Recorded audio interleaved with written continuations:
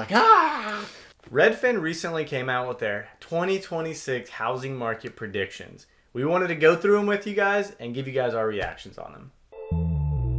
Stop wasting money on that dumb shit and instead put it in investment. I know it's tempting. You'll spend it and be broke again. Welcome back to the channel, guys. It's your bro Taylor. And your bro Ryan here. And Redfin's actually considering 2026 the great housing reset. Now, they're not saying we're going to plummet back in anything, but it will be a gradual recovery of the housing market. Let's go into some of their opinions and stats and see if we agree.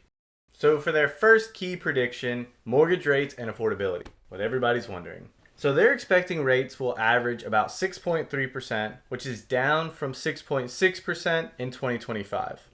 They expect a weaker labor market and in turn expect the Fed to cut rates further. They think rates might dip below 6% occasionally, but they definitely won't stay there. Which, tied directly into that, is simply the house price itself and our wages. They're expecting the median home prices to only increase by about 1% year over year, which you may be thinking, wait, going up? That's not good, right? Compared to the previous years, that's nothing. They're anticipating a critical shift where wages start growing faster than home prices for the first time in years. They're expecting this slow, gradual increase to really stem from the fact that sellers, like previously, are kind of banking on their existing equity in the low rates they got before the big boom a couple years ago. So again, there's always that kind of reluctancy for sellers to be like, oh, I'm going to drop it so much when they saw the market in the years prior. Now, in terms of sales volume, they're expecting existing home sales to be up 3% to 4.2 million annualized. They're expecting a stronger spring buying season. This is because, again, interest rates are slowly coming down. Then you have wages slowly starting to outpace. So it's kind of becoming a storm where people are saying, okay, it's getting a little bit more affordable. Prices may be coming down a little bit, or at least aren't growing as fast. But in a lot of markets, they're coming down. So again, it's kind of this slow, okay, I'm starting to see a little light. And maybe people are thinking it's going to continue and they hold off. But they're predicting in the spring, more people are just going to say, finally, I can afford it and jump on it. Yeah, and typically the spring is a really popular buying season. A lot of people are waiting for their kids to start getting out of school and before they make a big change. Now, maybe you're not looking to make as big a change as buying a whole house. A lot of people are still very concerned about the rental market, and they do have their take on that, which is that rents are going to be rising about 2 to 3%, which will roughly match the pace of inflation they're anticipating. In the last few years alone, apartment construction has just slowed down, leading to less of a supply. And in terms of social impact factors and how the housing landscape changed for a lot of people, they have a few predictions on that. So they're saying Gen Z and millennial homeownership rates will remain flat. They think more adult children will be living with their parents. They think more friends will pool their resources to buy together, which I don't know if I would always recommend that. Can get a little bit sticky. Yeah. They're predicting a declining fertility rate linked to housing cost. And they're predicting a rise in multi-generational home renovations. Basically, they're either going to be buying with friends, or they're going to hold off and live with parents, or they're going to buy a house with the intention of building onto the house for their parents to move in. One of the crazy combinations of that is going to happen in their prediction. Yeah, essentially, a lot of people are just going to be coming together, which, there's a positive side to that and some negatives. Absolutely. Now, of course, tied into a lot of these predictions are what they're anticipating a lot of policy changes to be. And a big thing that they're expecting is some bipartisan contributions to address the house affordability crisis. They anticipate some things easing up as far as zoning restrictions, the ability to build ADUs or additional dwelling units, and manufactured housing. Essentially just removing some of that red tape to make it easier to build homes, really be a little bit more inclusive and realistic. I mean, that kind of stuff really does open up more affordable options than a whole brand new house. Yeah, and that's a big deal because you don't need these big contract companies, big construction companies to build these big apartment complexes that take years to plan and years to build. You can take a contractor or a team of people or sometimes even a single person and build these small units. Now, while this is great, this can take some time, to be honest, for it to not only go into effect, but also to people start working and things to start happening. To really see a supply change, it's going to take some time, maybe up to 5+ years. You're telling me the government can run slow sometimes? Sometimes, every once in a while. Then, kind of like we talked about earlier, about a little bit of affordability for the buyer. On the other side is the people that own homes and their prediction on refinancing. They're expecting the refinance volume to be up 30% or more.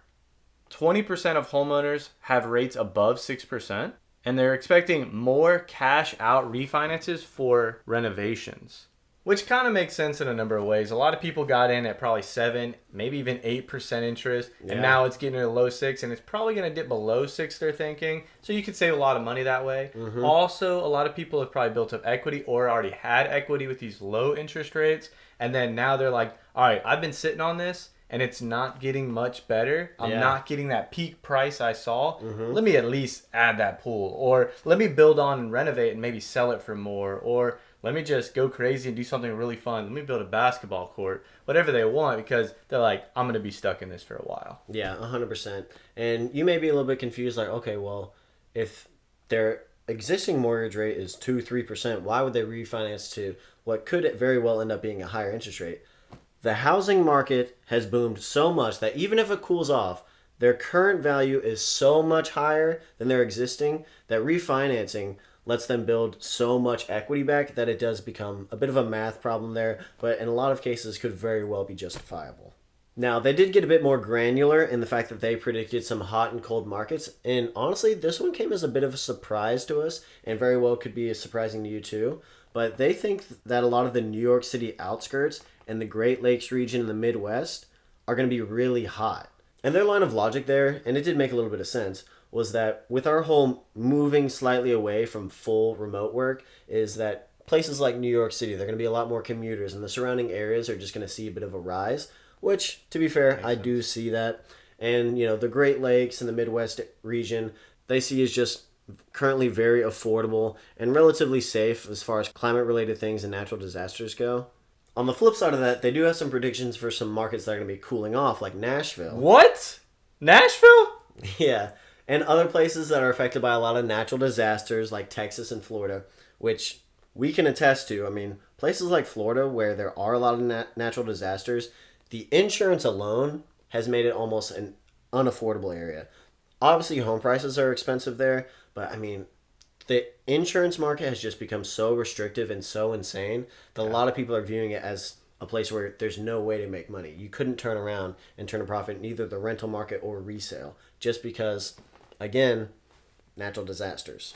And even if you're not in it to make money, it's just like normally you expect your mortgage to go up maybe a little bit each year because your insurance and taxes went up, but it's going up hundreds, if not thousands of dollars a year. And you're like, okay, I can't rebuy a new house every year or increase it that much every year from staying in my home. Yeah. And not even renting. So. My insurance alone went up almost $4,000 in 1 year. That's absurd. absurd. That jump it completely reworks your budget. Yeah, it really does. And going right along with what Taylor just said, their next prediction is about climate migration. And they're predicting hyper-local moves. So basically, where you're going to move to an area, you just don't want to deal with the natural disasters as much or neighborhoods that are affected significantly. So you don't want to deal with the flooding and flood insurance. You don't want to deal with, a high hurricane impact zone, but that's a little bit harder since they're so big. Maybe a tornado frequency area or maybe a fire area, something like that. Yeah. Maybe you move away from the LA hills and you move to the coastal area. Like, you just want to avoid it less, but in the same region where you're still familiar with everything, you're not moving from California to Iowa. Yeah, I mean, it's a lot harder to move across state lines than it is to move down the street just to get out of the flood zone. Correct. And referencing back another point we made earlier about just kind of trying to make things easier as far as rules and everything, right along with that is they're anticipating the National Association of Realtors to take a bit of a step back. So instead of them making all-encompassing rules or rules for individual municipalities, they're going to let that become more of a local issue where they're able to address it. Typically, that means that things are getting addressed quicker and they have a bit of a better idea of exactly what's going on in their area. So that kind of makes sense.